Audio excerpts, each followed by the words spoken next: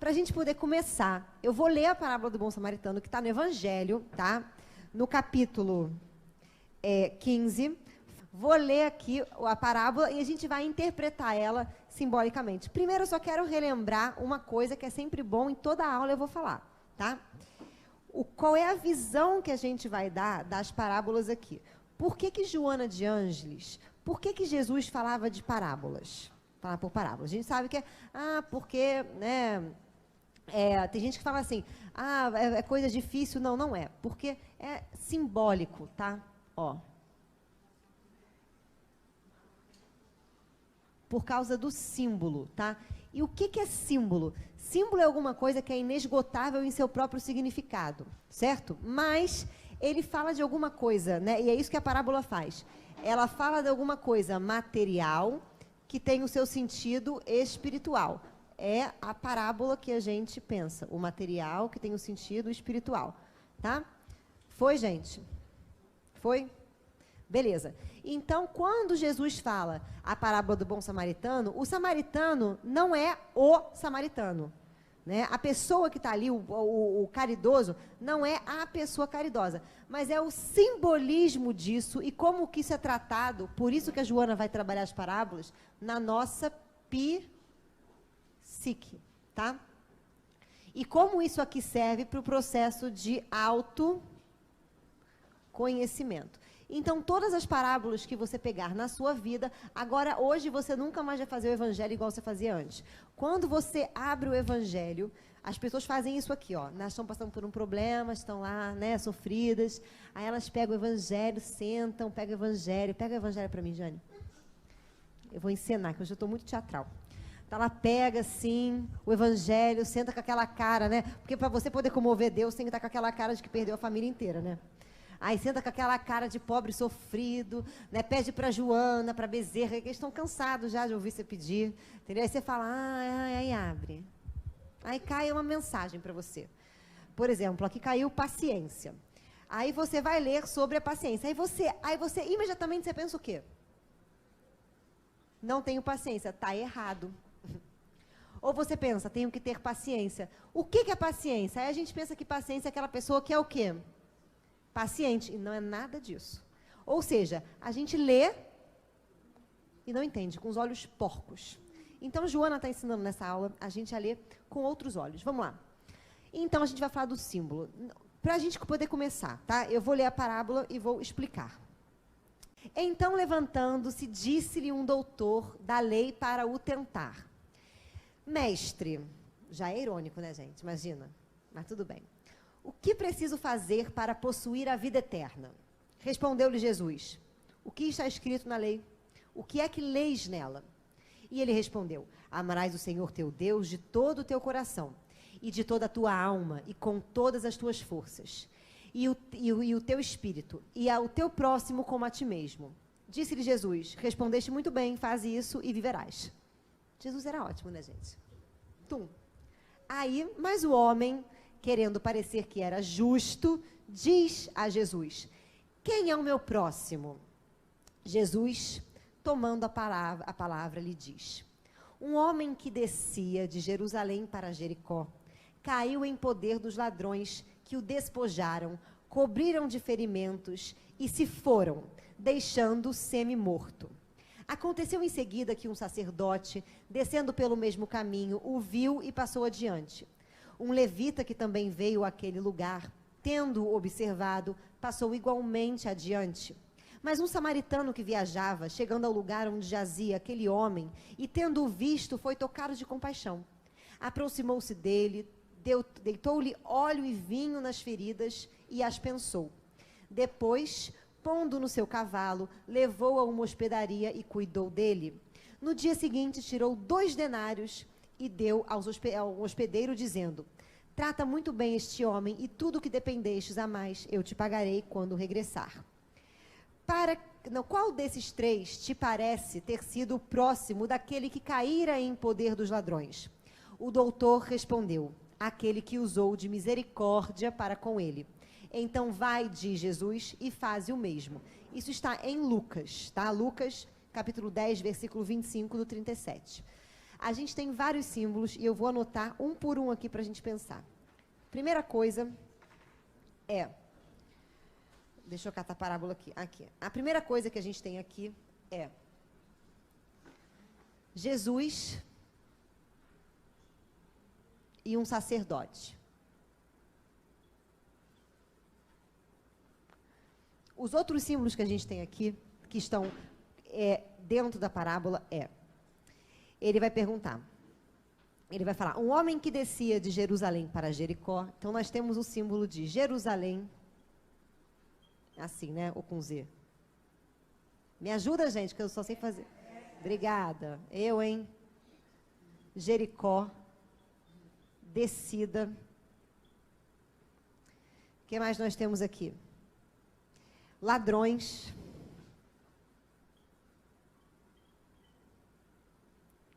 Ferimentos.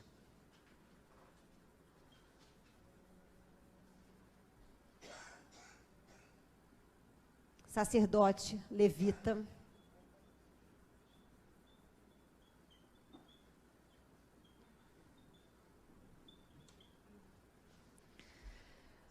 Samaritano. Vou anotando aqui. Oi? Tem. Vamos na ordem. Samaritano, compaixão. Tem o estrupiado, né, gente? Que eu esqueci, botar aqui.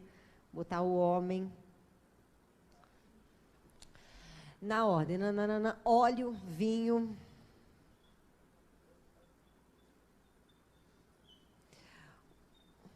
Hospedaria. Hospedeiro. E o pagamento.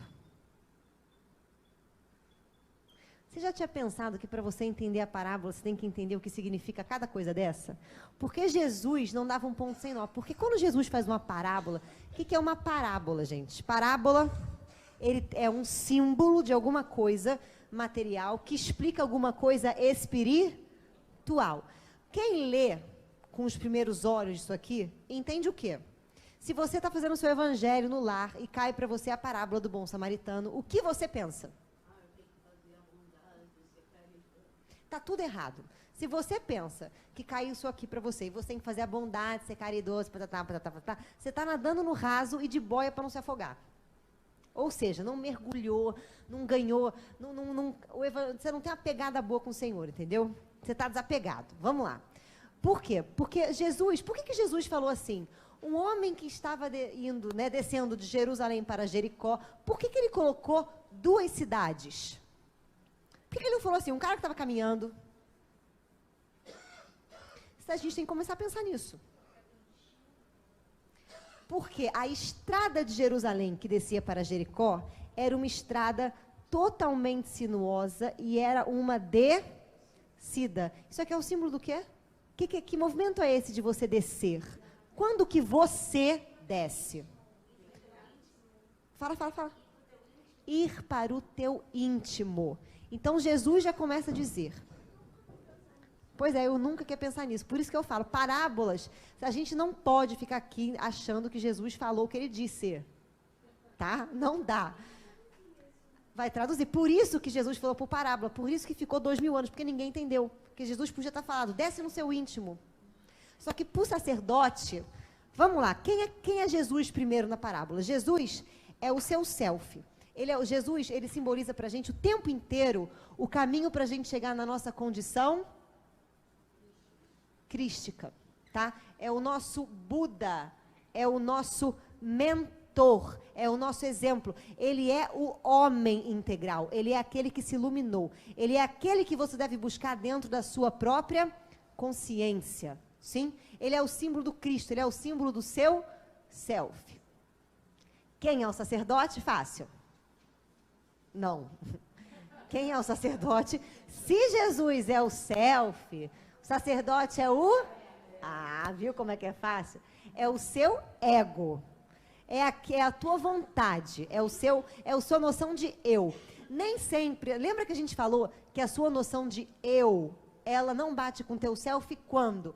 Quando você faz as coisas e não tem a menor ideia porque você as fez. Para Deus, não importa a atitude que você tenha, importa o ato. Ato e atitude são coisas muito diferentes. Atitude é comportamento, ato é vontade. Se você tem um comportamento, uma atitude inconsciente do seu ato, inconsciente da sua vontade, mesmo que esse comportamento seja um bom comportamento, você se iluminou? Você está como? Inconsciente. Se você está consciente do seu ato e consciente da sua atitude, você se iluminou? Sim, vou dar um exemplo. Lembra que a gente falou da fome aqui, que eu falei para vocês que tem 5 razões para fome? Uma é fome. As outras 4 são abandono, quando a pessoa come, que nem uma pessoa que está 5 dias sem comer, né? Que nem um morador de rua que tem 5 dias sem comer. Né? Ela come rápido, come depressa, né? E são pessoas que às vezes comem pouco também. Né? Quando elas tem que lembrar para elas que elas têm que almoçar, que elas têm que jantar, que é aquela coisa. Né? Pessoas que comem muito doce, muita caloria, muita fritura, são pessoas que necessitam de algum conhecimento, de preenchimento, de substância. Pessoas que comem porque tem um vazio existencial dentro delas, você come e você se preenche, certo? E pessoas que comem porque elas dão um agradinho para elas próprias, né? Pessoas que comem como recompensa. Quando você tem ansiedade, a mesma área para fome, e a ansiedade são essas 4 coisas, a mesma área para fome são acionadas aqui, certo? E quando você tem fome por quê? Você sabe? Se você está preso em algum desses outros 4? Só se você tiver muito orar e vigiar. Só se você tiver na meditação. Aí você sabe, opa, é uma ansiedade, logo parece fome, mas não é. Logo eu não comerei o brownie das meninas que faz brownie com cobertura aqui do Seja, que é um delicioso, que é maravilhoso. Foi? Elas nem estão aqui hoje, eu estou fazendo propaganda de graça. Então, a gente começa a refletir sobre isso. Só que isso é autoconhecimento. Então, o ego, o sacerdote ele é o símbolo do ego, por quê? Olha como esse sacerdote é uma besta. Tá? Por que ele é uma besta? Porque naquela época, a Torá, que era a lei que Jesus seguia, era a lei que falava desse caminho para você se tornar crístico, para você encontrar com a Deus. Esse tonto desse sacerdote, como vários outros religiosos que a gente conhece, confundem ser com fazer. Então o sacerdote fazia o que era bom, ele fazia o bem, ele fazia as coisas que tinham que fazer, ele fazia os rituais, mas ele não tinha consciência, ele não era o que ele fazia. Às vezes a gente faz muito isso. Então ele é o símbolo do nosso ego. E o nosso ego, se ficar no fazer e não no ser, o que acontece? Ele não ganha o quê? Consciência. Então o ego pergunta ao self. O seu ego pergunta à sua consciência, ao seu self. O que eu preciso fazer para ter a vida eterna? E aí como foi um sacerdote, e o que aconteceu nessa época do sacerdote? Existiam os fariseus, os levitas, os samaritanos, que eram povos da época que viviam ali na Galileia, né? Os sacerdotes, eles eram o pessoal da igreja, era aquele pessoal, né, que Deus tinha colocado aquele selo, ISO 9000, sabe? Pá, foi, né? Esse aqui está testado, esse aqui pode falar no meu nome. Quem eram os outros? Né, eu já vou explicar. Os levitas eram marromenos, a galera que marromenos, tá? E os samaritanos era a galera excluída, era a ralé da ralé da ralé. Pra você ter uma noção, né, existia um poço na Samaria e um poço, né, para o pessoal que é levita, sacerdote, a galera outra, né, a patota. O pessoal do sacerdote não podia tomar água no poço dos samaritanos porque essa água era imunda. Podrinho, quem é o podrinho na sua vida? Simples, pensa na pessoa que você mais odeia no mundo. Tá aí o seu podrinho. Pensa naquela pessoa que você gosta mais ou menos, mais para menos do que para mais. É o podrinho na sua vida. Os samaritanos era escória, tá? Mas vamos voltar para cá. Aí ele chega para o ego e fala assim, ego querido, se você, sua anta, quer ganhar a vida eterna, desce dentro de Jericó. Vai da cidade que você se encontra, de Jerusalém, que é a cidade escolhida, do povo escolhido, que é o reino dos céus, seria a cidade onde você tem que fundar a sua iluminação, e vá para Jericó, tá? E para você ir para Jericó, você tinha que descer uma estrada sinuosa, e nessa estrada tinham muitos ladrões. Quantos ladrões existem dentro de você? Ele está falando isso. Quem são os ladrões que existem dentro da gente? Sabe por que você se auto-boicota? Tem um ladrão aí dentro. E sabe quem fez esse ladrão? Às vezes a imagem que eu faço do meu pai e a imagem que eu faço da minha mãe. Da sociedade. Tem gente que vive muito bem na sociedade, né, gente? Agora, tem gente que veio meio apodrecido, né, com aquela cara do cruz credo, que a sociedade para ele é o quê? É aterrorizadora. Mas a sociedade é uma coisa ou ela é outra? Ela é aterrorizadora ou ela é maravilhosa? Depende. Então, na nossa realidade psíquica, na nossa cabeça, existem ladrões. Mulheres queridas, vocês já sonharam com muitos ladrões? Já sonharam com perseguição? Elas... né? Porque muitas mulheres têm muitos motivos para sonhar com isso por conta do ânimo. Não vou explicar aqui, mas só estou contando para você saber que fala do seu ânimo, certo? Mas nós temos muitos sonhos com ladrão, com perseguição, principalmente quando você é o quê? Pequeno, exatamente. Quando você é pequeno, você normalmente tem esse tipo de sonhos, né? E o que acontece quando você nasce? Agora, vamos virar para cá. Né? Essa parábola está falando da sua sombra, tá? Do encontro com a sua própria sombra. Então, vamos lá. Quando você nasce, você vai criar uma noção de eu. Só que essa sua noção de eu, ela é dividida em dois eus. Que eus são esses, gente? O eu sou e o eu não sou. O eu devo, o eu posso, e o eu não devo, e o eu não posso. Vocês lembram dessa aula, gente, que eu falei para vocês que tudo que está aqui no eu não é a nossa o quê? Sombra. Então, vamos dar um exemplo. Padres do Vaticano, eu não sou pedófilo. Portanto, eu farei uma campanha contra a pedofilia. Deu 2 meses, o que esses padres estavam fazendo? Presos por pedofilia. Isso é sombra. Você não pode ser uma pessoa agressiva. O que acontece quando você sai daqui e pega esse trânsito maravilhoso da Barra da Tijuca? Você mata a pessoa. Né? Eu não posso ser fraco. Aí você passa a ser agressivo e reativo a todas as pessoas. Isso demonstra a sua fragilidade. Ou seja, a sombra é tudo aquilo que você aprendeu através do preconceito, através do julgamento, através da educação, através da sociedade que não pode. Quer ver uma sombra que toma o espírita? E é por essa razão que os espíritas mais morrem e sofrem? Agressividade. O espírita não pode ser agressivo. Então, eu não sei como ele entende aquela passagem onde Jesus entrou com austeridade no templo e botou tudo aquilo que estava na banquinha, nas bancas, vendendo, para fora das bancas e com a voz alta, de uma maneira austera, disse: aqui não é lugar de comércio. Como o espírita pensa que o seu exemplo foi austero e ele passa a vida inteira lutando para ser o quê?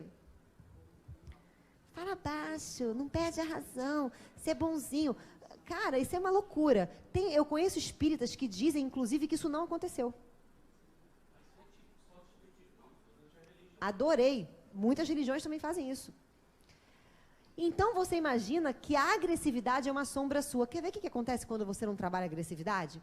Gastrite, rinite, tudo que é it, febre. Ah lá, a Rose já está rindo, a Selma já está rindo. Pois é, vai transformar nesses tipos de doenças, gastrite, colite, alergia, né, de pele, alergia de qualquer outra coisa.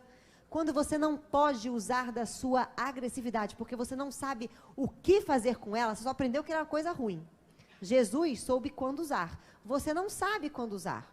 Então, você não sabe nem o que fazer. Então, a gente castra, a gente põe para o lado. E cada vez que eu colocar para o lado, e cada vez que eu começar a castrar a minha agressividade, isso vai me atrapalhar, vai entrar numa erupção minha.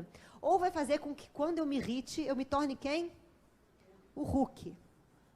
O Hulk tem problema com agressividade. O Hulk é aquele que falaram assim para ele, não pode ser bravinho. O Hulk é ariano, com certeza. Ele é de Áries, e tem ascendente em Áries, e tem a Lua em Áries, e tem Marte em Áries. Esse é o Hulk, né? E Mercúrio ele deve ter, né, em Capricórnio, né? Uma coisa mais inteligente assim. Mas esse é o Hulk. Disseram para o Hulk o quê? Hulk, não bate no amiguinho. Hulk, não seja bravo. Entendeu? Esse é o problema do Hulk. E aí, quando deixa um Hulk bravo, a sombra faz isso com você. Enquanto você tiver sombra, os conteúdos que estão na sua sombra sempre vão te tomar. E esses conteúdos que estão na sua sombra, você pensa que é o que eu não sou. E provavelmente é o seu lado que você chama de lado ruim. Ai, todo mundo tem lado ruim. Ai, meu defeito. Eu tenho vontade de dar uma sapatada na cara da pessoa que fala isso. Né? Ai, que meu defeito. Ai, que eu tenho defeitos. Nós temos defeitos e virtudes. Cala tua boca. Virtude, meu filho, é qualquer coisa que você faz que você tenha consciência. Entendeu? Para Jesus, falar austero era o quê? Uma virtude, porque ninguém daquele episódio chegou para Jesus e falou assim, a IG mandou muito mal, cara. Pô, mandou mal pra caramba, você deu uns gritos ali, nego ficou até assustado com você. Cadê a sua, né, a sua bondade? Cadê a misericórdia? Cadê a compaixão? E a nossa ideia de bonzinho fica aquela ideia tosca, fica aquele ursinho carinhoso, que você fica 5 minutos perto dele, você pega uma diabetes. Entendeu? Porque ele não é doce, ele é melado.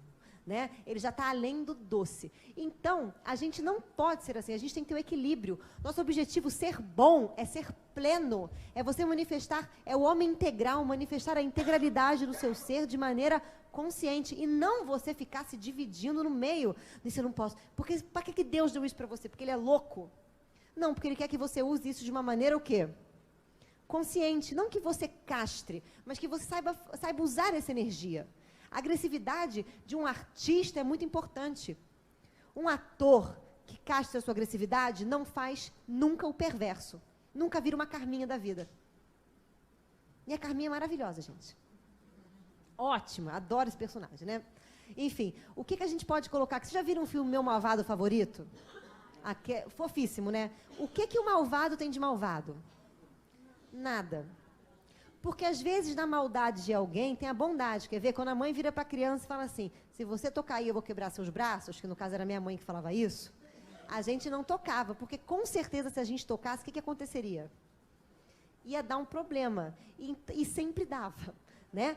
É aquilo que eu contei mais cedo, né? Quando a primeira vez que eu tomei um choque, que eu fui ligar a televisão, tomei um choque, cheguei na cozinha, mãe, eu falei assim para ela, a televisão me doeu. Ela, o quê? Eu falei, doeu em mim. Ela, como assim doeu em você? Aí eu fui ligar a televisão, deu um negócio que me doeu. Ela tomou um choque bem feito. E começou a rir. E ela riu, E eu assim, mas mãe, tomei um choque bem feito, eu não mandei você não ligar a televisão. Você ligou por quê, demônio? Que eu quero ver a Xuxa. Não tem Xuxa. Enquanto eu tô aqui na cozinha, não tem Xuxa, não tem nada. E foi a maldade, porque o que a mãe faz hoje em dia, aquelas mães malucas, quando a criança enfia o dedo na tomada? Oh, meu dedê, oh, você pôs o dedinho na tomada, a mãe vai beijar pra você, sua anta mongol, né? Porque não, a mãe, em vez de falar assim, não é pra botar porcaria do dedo, agora sofre sozinho. Não, a mãe vai colher. E aí a criança já aprende muitas vezes, com uma não maldade, ao quê, gente? A sempre ser uma vítima, sempre tem alguém que solucione os problemas dela. Ela namora uma pessoa e vai fazer isso. Ai, você não me deu atenção ontem, estava estranho no telefone, não falou comigo. Depois leva um pé na bunda, não sabe por quê. É chata. Não é verdade, gente? Mas vamos embora. Voltar aqui para a sombra, tá? A sombra, ela é o seu inimigo. Ela tem esses nomes. Inimigo, ela é o seu podrinho. Ela é o seu defeito. Ela é o menor dos menores. Jesus não falou para você amar até o menor dos menores? É a sua sombra. Pergunta aqui para a turma, vocês amam o defeito de vocês? Então vocês não vão entrar no reino dos céus, porque Jesus bem disse para você, desça para Jericó, desça para o umbigo do seu problema, desce lá no fundo, lá na catraca, lá no inferno. E aí desceu. Aí olha o que ele fala. Aí o levita e o sacerdote passaram... e os ladrões... Quem são esses ladrões? Os ladrões é a crença que a gente tem preconceituosa que fez com que com que aquela potência se tornasse uma sombra. É a crença. Quem são os ladrões? É aquilo que rouba a vida de você. Se você muitas vezes... Vamos dar aqui exemplo das mulheres. Eu estava hoje no Facebook, né? Não sei, não era eu que estava, era meu namorado que estava lá no Facebook. Ele olhou, eles veio rindo lá da cozinha, ele falou assim, cara, olha que coisa engraçada. Manual de 1915 de como ser uma boa esposa. Deixe sempre o jantar do seu marido pronto, porque ele sempre chega com fome. 2, descanse 15 minutos antes dele chegar para você estar bonita e retoque a maquiagem. 3, e ele começou a rir, achou que era engraçado. Eu fiquei pensando, falei, cara, como a gente já foi estúpida, né? Mas uma mulher que às vezes não consegue trabalhar com autovalorização, ela vai sonhar constantemente que tem alguém roubando os seus valores, roubando coisas dela. Então, esses ladrões, eles são o quê? São essas crenças que a gente aprende pela sociedade, pela infância, pela educação, que falam que a gente não pode ser aquilo que a gente tem dentro de nós. Ou seja, que rouba da gente o nosso tesouro. Segundo Jung, a sua sombra é o seu maior tesouro, é ouro puro. É essa que é a alquimia que a psicologia coloca pra gente, é transformar a sombra em ouro. Ela é a sua maior virtude, mas enquanto ela permanecer na sombra, no julgo dos ladrões, que são essas crenças que menosprezam a gente vai estar sempre como? Encralacado. Foi, gente? Beleza. E aí passou o sacerdote, passou o levita. Quem são os sacerdotes e os levitas? É o eu sou. Passou aquilo que você aprendeu, porque o sacerdote e o levita, eles eram educadinhos. Como educadinhos? Sabe aquela criança prodígio? Não a Maísa, né? Porque a Maísa, ela é meio desbocada, né, gente? Ela é engraçada, ela é ótima, ela é muito espontânea, né? Mas aquelas crianças prodígio, aquelas crianças, vou falar, não queria, mas eu vou dizer, crianças Sandy. Como assim? Aquelas crianças que sentam bonitinho, que são a filha perfeita, aquelas crianças que não brigam, aquelas crianças que não fazem xixi, que não fazem cocô, aquelas crianças que têm os irmãos e amam eles para sempre. E que casam virgem, né? Ou seja, essa. Quando você é alguma coisa porque você aprendeu a ser, você não é autêntico. A não ser quando você gerou aquele comportamento, você fez um pensamento sobre o que você aprendeu e por isso você está manifestando. Então isso aqui é o exemplo da cultura, do que é válido, do que é aceito. Ou seja, quando o seu lado... Não, aqui, vamos dar um exemplo aqui, ó. Se você não pode ser agressivo, você tem que ser manso, quem é que você vai bater palma para quem dentro de você? Para a mansuetude ou para a agressividade? Para a mansuetude. A mansuetude vai passar por aqui, os seus conceitos aceitos, o seu eu sou vai passar pela sua sombra e vai continuar fazendo o que com ela? Estrupiando. Vai largar lá, porque ela aprendeu que não é legal, porque isso aqui não se misturam com o samaritano não, tá? Ó, os sacerdotes e os levitas não se misturavam com os samaritanos, porque o David deixou bem claro para a gente que os samaritanos eram aquele povo prostituído. Era aquele povo geneticamente tudo bagunçado. Né? Não, David? Aquele povo que era o podrinho, o povo lixo, o povo chechelento, tá? E era o povo defeito, que está dentro da gente. E aí Jesus vira e diz que, na verdade, não é o homem, né? Perdão, não, o samaritano também. Mas o samaritano, que é a sua sombra, ou seja, o podrinho dentro de você, percebe que alguma coisa ali dentro está podre dentro de você, percebe e vai curar isso, ou seja, a sua sombra é que vai fazer, você iluminando a sua sombra, você tomando contato com ela, você sabendo o que é que tem aqui dentro e tratando dela, é isso que vai fazer com que você possa ser um homem para ter o reino dos céus. É isso que ele está dizendo. O que é podre em você, o samaritano, que é o símbolo da sombra, é ele que vai dar a você a condição para ter a vida eterna. Foi, gente? Vocês estão entendendo? Eu estou indo muito rápido. Está indo bem? Vocês estão com uma cara muito estranha. Então tá bom, então acreditei. É mesmo porque essa opinião deixa meu ego mais, né, gente? Não me bate. Né, a gente não está dizendo porcaria nenhuma. É melhor ouvir isso. Então, Então vamos lá. E para você poder trabalhar a sua compaixão através do seu defeito, é importante que você tenha, quer dizer, é importante que você tenha o quê? Compaixão para você amar o seu defeito. Você tem isso? Você tem compaixão pelo seu próprio defeito? Você olha para a sua sombra e fala assim, vou te amar.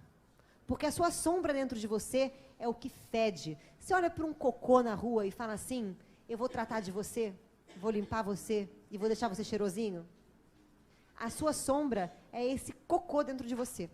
É esse podre, é essa coisa que apodreceu, é essa coisa que ficou ali castrada e que você não pode trabalhar. Então, que não pode não, deve. E aí, o homem que é o samaritano, para trabalhar a sombra, ele deita na sombra óleo e vinho. O que é óleo? Quando que você usa óleo? Vai, gente. Pessoal de exóticas. Quando você usa óleo? Fala. Lubrificar. Lubrificar a engrenagem. Quando você não usa muito a agressividade, o medo, a culpa, a raiva, o ciúme, o ressentimento, que você não pode ser porque você tem que ser uma pessoa boa, isso fica enferrujado. Isso fica... Então, quando você deita óleo, você dá a oportunidade dela ser usável. Sim? E por que vinho? Vocês sabem qual é o símbolo do vinho? Tem 2 símbolos que eu posso falar para vocês. O primeiro é, criatura, quando você bebe vinho, o que acontece com você? As pessoas nem falam, porque elas ficam assim, não vou contar, porque se eu contar aqui, eu perco meus amigos. Se eu contar o que eu faço quando eu bebo vinho... Vai, adorei. Afrouxa amarras, você fica solto na vala, entendeu? Você fica no brilho, você fica na mão do palhaço, você fica no quero-quero, entendeu? Tudo que fica reprimido em você, o que você faz? Maravilha. Toda a sua sombra faz o quê? Liberdade! Ela sai maravilhosamente. O vinho, ao mesmo tempo que ele faz isso com você, né, ele afrouxa, não estou mandando ninguém sair daqui e enfiar o pé na jaca. Pelo amor de Deus. Aí vão dizer essa, Iraci, sua filha falou no curso que a gente tem que beber vinho para libertar a sombra. Eu não falei isso, tá? Eu falei que você deveria viver tal como no estado do vinho, porque quando você bebe vinho não há preconceito, não há filtro também, não há nada, né? É esse estado que a gente tem que resgatar. E o vinho, ele permite isso. E o vinho também tem uma outra simbologia, que é a uva. A uva, quando nós vamos fazer o vinho, ela funciona da seguinte forma. Você planta aquelas uvas todas, só que você tem que plantar a uva num terreno árido, num terreno que se chama estressante. Por quê? Porque a uva precisa descer nas profundezas a sua raiz para poder captar a água, o seu nutriente. E a uva que conseguir fazer essa raiz, ela se torna uma uva robusta, uma uva forte. E as outras uvas que não conseguiram se alimentam dessa uva. Quando chega no final da poda, né, quer dizer, que no final da época da uva que você vai podar, você uma semana antes corta essas uvas que não têm a raiz forte e essas uvas viram adubo para a uva forte. Então, o vinho é aquilo que melhor você tira da sua uva. E quem é a uva? Você. A uva que busca, que resgata, a uva que cresce ante as dificuldades. Então, você precisa resgatar, você precisa divinizar, tirar o suco, tirar o que há de melhor do seu defeito. E dar a ele a oportunidade de se libertar ao mesmo tempo. Foi? E aí, para isso, você vai numa hospedaria. Hospedaria não é a sua casa, concorda comigo? Quem aqui já sonhou que foi num hotel, estava numa passagem? Ninguém sonhou com hotel, gente, nunca? A Cris já, né? Ótimo, um hotel fazenda, algum lugar que você está se hospedando.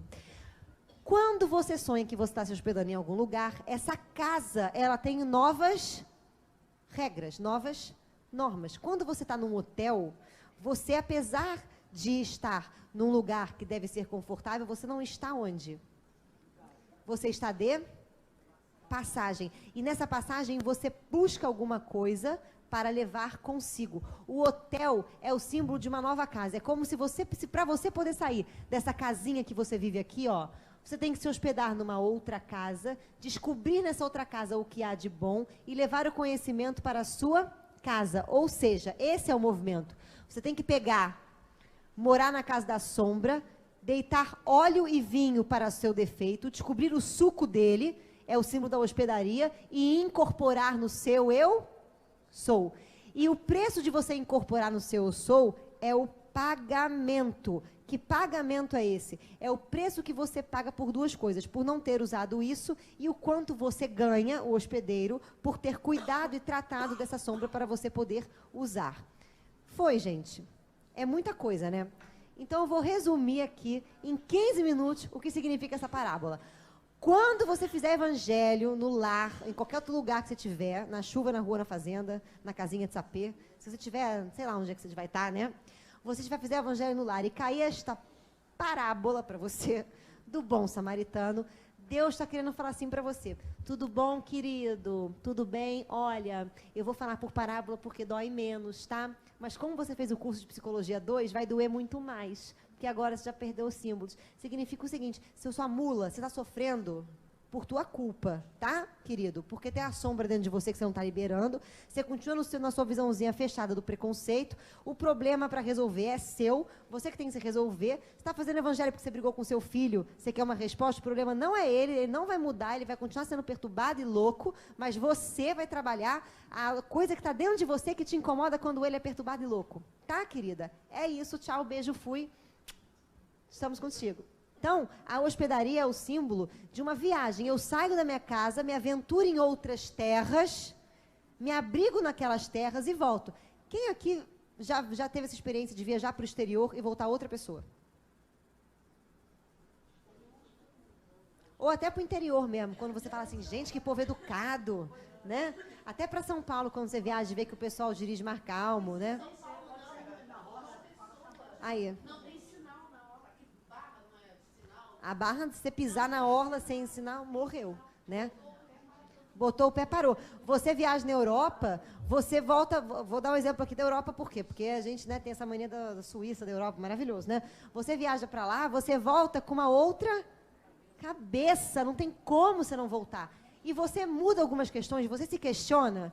Esse é o símbolo. E, às vezes, você está trabalhando uma sombra fazendo isso. Por isso eu gosto muito do Jung. Jung tinha umas terapias que era assim, quando ele via que a pessoa estava muito encralacada, ele mandava viajar. E aí, na organização do lugar que a pessoa ia, como a pessoa queria, o inconsciente já ia se arquitetando inteiro para que aquilo acontecesse. Acho que a Jane fosse falar. Vocês estão entendendo, gente? Ou está difícil? Podem viajar. Isso eu falei, viagem.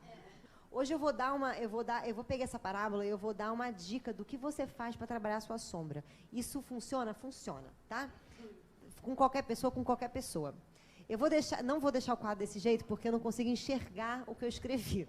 Entendeu? Eu queria um espacinho para eu apagar, mas não rola. Não vou apagar, eu vou falar. Olha só, gente. Lembra que... Vamos pegar aqui na parábola. Na parábola, para você poder trabalhar sua sombra, você sai da sua cidade e vai para outra. E você para em uma hospedaria, tá? Eu vou fazer isso com vocês. Como é que você trabalha a sua sombra? Você pensa em coisas que você odeia em você, nos seus defeitos. Você faz a lista do defeito, né? Não faça agora que vai demorar. Né? Porque a gente é um pouco perturbado. Beleza. Né? Dever de casa. Se tiver dificuldade de achar o que incomoda em você, o que você vai fazer? Você vai pensar naquela pessoa que, para você, é a personificação do Satã. Tá? Você vai pensar nessa pessoa e você vai dizer tudo o que ela é. Você vai escrever uma carta para Deus assim. Deus, eu vou te dar um toque e vou dizer quem essa pessoa é de verdade. Sabe quando você faz isso com a pessoa? Fulano encontra com a ciclana, aí fulano é amigo da ciclana que você odeia. Aí você vira para fulano e fala assim, mas ela não é isso não. Não é assim não. Pode pegar características de várias pessoas que incomodam. Quando você tem várias pessoas satânicas, pode. Pode pegar, pode escrever coisas, ou pode vir na tua cabeça coisas que você odeia, coisas que você acha mal, coisas que você acha sujo, horrível, deprimente, defeituoso, bota lá estuprando, matando, né? Bota tudo, tá? Bota tudo. Beleza. E aí eu quero que você, depois dessa lista de defeito, escolha aquele defeito, vai escolher um. Você vai escolher o defeito que você mais ouve que as pessoas apontam para você. Fulano, você é? Eu quero isso. O que, gente? Ah, mas não vai fazer desse jeito. Aposto com você que não vai ser desse jeito. Vamos lá. Você vai escrever aí a coisa que você... Esse defeito. O que as pessoas mais falam que você é, tá? Esse defeito. E aí eu quero que você faça o seguinte. Eu quero que você pense... eu queria pagar um pedacinho. Eu estou muito apegada. Tá, mas vamos lá. Eu quero que você pense, aí vem na sua Jerusalém, tá? Eu quero que você escolha a voz do seu pai ou a voz da sua mãe, que já te apontava isso quando você era um pequeno rebento chato, né? Uma pequena criança diabólica. Aqui. Eu quero que você ouça a voz do seu pai ou da sua mãe olhando para você e falando assim... Você é isso, eu quero que você ouça, tá? Por que nós temos problemas com o pai e com a mãe? Não é porque o pai e a mãe são perturbados ou educaram a gente de uma maneira equivocada. Não, é porque eu tenho problema com a ímago do meu pai e a ímago da minha mãe. O que é a ímago? A imagem é a voz que essas pessoas falam na minha cabeça. Quando eu resolvo essa voz, mesmo que o outro não mude, parece que ele mudou. Então, eu quero que você ouça essa voz da sua mãe e essa voz do seu pai. E aí a dinâmica vai. Eu quero que você... Essa voz, gente, é o que o pai... Como é que você faz para descobrir essa voz do pai ou voz da sua mãe? Você vai sentar com o seu pai e sentar com a sua mãe imaginária. Não pode ser a mãe verdadeira, não pode ser o pai verdadeiro. Você vai sentar com a mãe e com o pai imaginário e vai falar assim... Senhora, se você falasse, o que você diria sobre mim para as pessoas? Deixa falar. Deixa falar.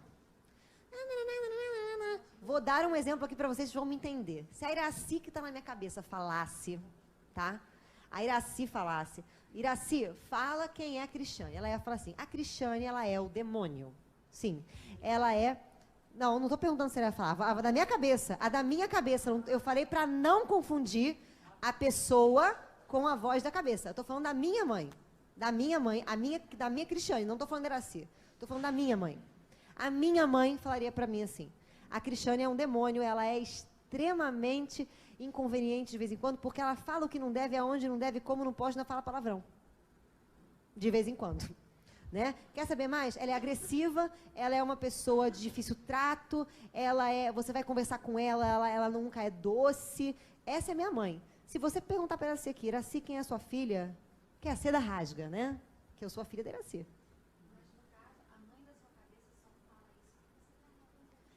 A mãe da minha cabeça fala isso porque eu sou eu. E assim eu a construí.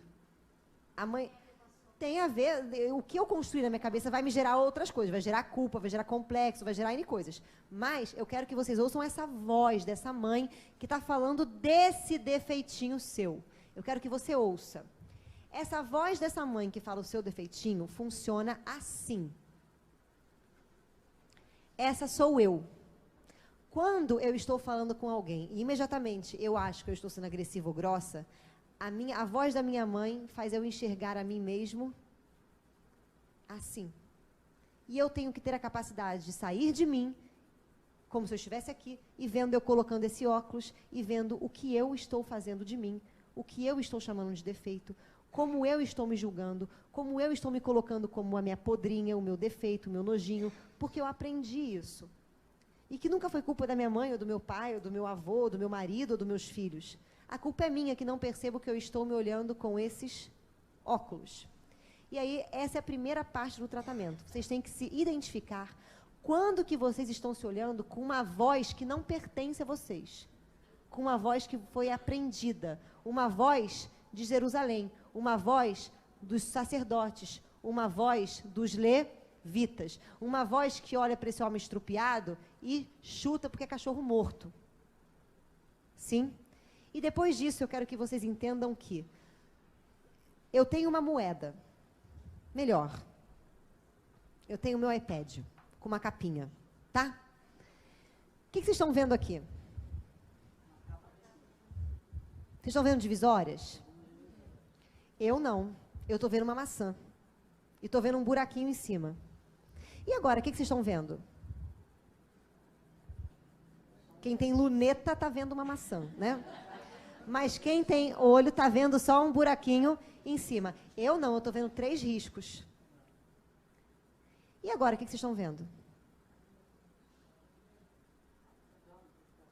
Não dá para ver nada. Vocês entenderam que não dá para ver os 2 lados ao mesmo tempo? Eu quero que você me diga qual é o lado melhor dessa capinha. O lado que protege a câmera ou o lado que protege a tela? Que lado da moeda é o melhor? A cara ou a coroa?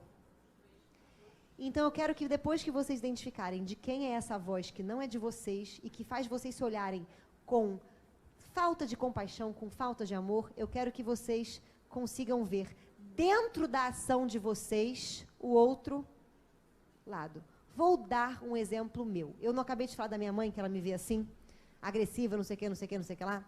Então, uma certa vez, eu conversando com o Luiz Mário, eu falei assim, Luiz Mário, eu sei que Deus tem 2 lados, o lado bom e o lado ruim, o lado agressivo e o lado doce. Eu só gosto do agressivo. Ele olhou para mim e falou assim, por quê? Eu falei, porque eu tenho vontade de socar a pessoa que fica falando que tem que ser bonzinho, a pessoa que tem que ser doce, que tem que... Ai, eu tenho vontade de dar um chute na cara dela. Eu gosto do lado de Deus que educa, eu não gosto do lado de Deus que consola. Eu gosto do lado de Deus que esclarece, o lado de Deus que é tiro, pancada e bomba. Não gosto do senta no pudim, aqui uma flor e aqui meu acolhimento de Maria Teresa de Nazaré. Não, né? Não gosto nada disso. Ele olhou assim para mim e falou assim, então vai pensar porque você não gosta, né? E eu comecei a fazer esse pensamento todo. E aí um dia, eu estava na pós-graduação que nós fazemos juntas, e uma amiga nossa contou a seguinte história. Ela virou e falou assim, eu fui sair com um menino, e aí ele marcou comigo e me deu um bolo, tadinho. Aí eu falei, oi, tadinho? É, porque ele dormiu, ele esqueceu de sair comigo.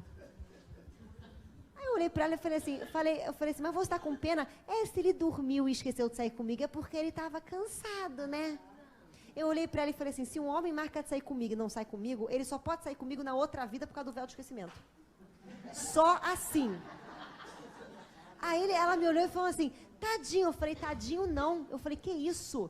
Eu falei, criatura. Eu falei assim, você gosta dele? Ela falou, gosto. Você quer sair de novo com ele? Quero. Eu falei, então vamos educar. Vamos educar porque ele está deseducado. Aí, o que eu vou fazer? Eu falei, ele vai te mandar mensagem de desculpa, você vai deixar ele fritando na culpa. Aí ela, ai, coitadinho, meu Deus do céu. E a gente chama ela de ursinho carinhoso lá. Aí eu falei assim para ela, falei, docinho? Não. Docinho vai ser assim. E aí o menino começou a mandar na hora que a gente falou, desculpa, eu dormi. Aí ela, o que eu faço? Eu falei, deixa. Ele mandou umas 15 desculpas. E eu falei, deixa fritar no inferno, né? E ele começou, desculpa. Aí, acabou isso, eu falei para ela, agora você vai fazer o seguinte, você vai visualizar a mensagem e vai sair, como se você não tivesse respondido. Vi, não respondi. Aí ela, mas e se ele ver? Eu falei, mas é para ele ver. Mas ele vai ficar pensando que eu não quero mais ele, mas é para ele pensar. É para ele pensar qualquer coisa. Ai, coitadinho, gente, tadinho dele, ele vai sofrer muito. Ele vai comer o pão que o diabo amassou com os 2 pés e sentou em cima depois. Aí ela pegou, fez, aí ele começou, você tá aí? Tudo bom? E não sei o que, eu falei, agora você não vai responder porque você está rindo com a gente. Né? E ela assim, chocada. E eu falei, e agora você está comendo esse brownie? Fez na boca dela. Eu falei, e agora só depois que você pagar a conta do almoço. E o menino lá, tá. Falei, deixa fritar. E ele fritando. Aí, acabou tudo, acabou o almoço, acabou as coisas. A gente chegou na sala, falei, agora você vai responder. Responder as perguntas. Você só vai responder o que for pergunta. O que não for pergunta, você não vai responder. Aí ele começou, tudo bem? Eu falei, responde aí, tudo bem. E aí, como é que você tá? Tô bem. Saiu ontem? Saí. Aí ele mandou um textão, desculpa porque eu fiz isso. Ela, o que eu falo? Eu falei, a pergunta? Ela, não. Eu falei, tem ponto de interrogação? Não. Eu falei, então não fala nada.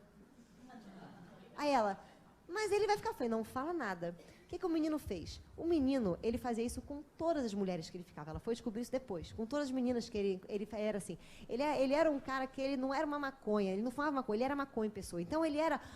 então precisava mesmo de uns tapas, né? Pra ver se acorda. E ela faltava autovalorização nela. E aí ele ficou tão nervoso que ele foi buscá-la na pós. E saiu com ele, maravilhoso. Depois ela descobriu que ele tinha alguns problemas, ela não quis mais ficar com ele, não. Né? Mas Ele ficou daquele jeito. Aí, quando chegou lá na pós, eu falei assim para ela: quando ele falar para você que, né, de mais uma vez, desculpa, você não toca no assunto. Se ele perguntar se você desculpa, você fala assim: eu entendo. E acabou. Pronto. E aí, na hora, eu olhei para ele e falei assim: você tem que aprender a fazer um cursinho de maldade comigo. Na hora que eu falei isso, eu vi isso aqui, ó. Eu vi a voz da minha mãe, que não é minha mãe, botando óculos, olhando para mim como se fosse uma pessoa extremamente dura, má, grosseira, porque eu estava sendo má. Só que na hora que eu percebi, eu falei assim: opa. Eu estou vendo com essa lente, eu estou vendo somente o que tem atrás da minha maldade? Amor incondicional. Porque em nenhum momento eu tive a intenção de machucar o menino, mas de despertá-lo para uma necessidade, porque se ele faz isso com ela, ele vai fazer isso com todas as mulheres e não vai se relacionar nunca. E para ela, que ela tinha que ter autovalorização, que ela não tinha que aceitar qualquer coisa, que ela tinha que aprender a se amar. Então tinha mais amor na minha maldade do que maldade. Nesse dia, a voz da minha mãe serve só de vez em quando para falar quando eu estou sendo má, mas imediatamente eu consigo ver sempre os dois lados. Você só vai trabalhar sua sombra quando você vê dentro da sua magreza a sua gordice, dentro da sua gordice a sua magreza, dentro da sua agressividade a sua docilidade, dentro da sua culpa a sua redenção. Se você não conseguir ver os dois lados, a sua sombra nunca vai trabalhar. Se você não conseguir amar o estrupiado, o seu defeito, como o samaritano amou, dar a ele vinho, alegria de viver, óleo, para que ele possa agir, você nunca vai ser uma pessoa integral. Porque sempre que você estiver fazendo uma coisa, você vai estar preso numa face. Você vai estar sempre unilateral. Jesus só conseguiu gritar no templo, porque dentro do grito dele, ele via o quê? A bondade. O amor incondicional por aquelas pessoas que estavam cegas, vivendo de uma maneira cega, fazendo alguma coisa que não era certa. Se ele não conseguisse enxergar, ele nunca ia gritar. E porque ele enxergou, nenhum discípulo levantou a voz para dizer: Jesus, foi demais. Os discípulos entenderam. E assim foi. Parece que os discípulos mudaram, mas eles não mudaram. Quem mudou foi você. Porque o reino de Deus está dentro de você. E para isso você tem que ter autoconhecimento. É fácil amar o próximo quando ele está fora. Amar o leproso, amar o morador de rua, amar o pessoal da comunidade, que dá assistência física, dá assistência né, para eles de qualquer forma, amar o pobre na rua, amar a criancinha que está fora pedindo dinheiro. Mas eu quero que você ame o seu defeito. Porque para você poder amar aquela criancinha que é marginalizada, que é uma samaritana na sociedade, se você não ama o que é marginalizado dentro de você, você não a ama, você simplesmente atenua a sua culpa, porque existem marginais, ladrões dentro de você ainda. Foi, gente? Beleza? Agradecemos, Senhor, a vida. Agradecemos, Senhor, a todas as nossas qualidades. Agradecemos pelo que chamamos erroneamente pela nossa ignorância de defeito. E agradecemos pelas nossas virtudes. E pedimos, Senhor, ajoelhado aos vossos pés, que possamos ter o amor incondicional por cada partezinha nossa, por cada defeito, aprendendo a ouvi-lo, aprendendo a esclarecer, aprendendo a usá-lo da melhor maneira possível, para que possamos amar o menor que existe dentro de nós. E dessa maneira, sermos o reflexo do amor para o próximo. Então assim pedimos: Senhor, nos faça ver o próximo que está dentro de nós, para que possamos dessa maneira chegar até a Ti, ao seu amor incondicional, à sua luz que pulsa dentro de nós, à sua manifestação. E assim pedimos: sê conosco, Senhor, nos guiando nessa jornada em busca de nós próprios, em busca de Ti, agora e sempre, graças a Deus.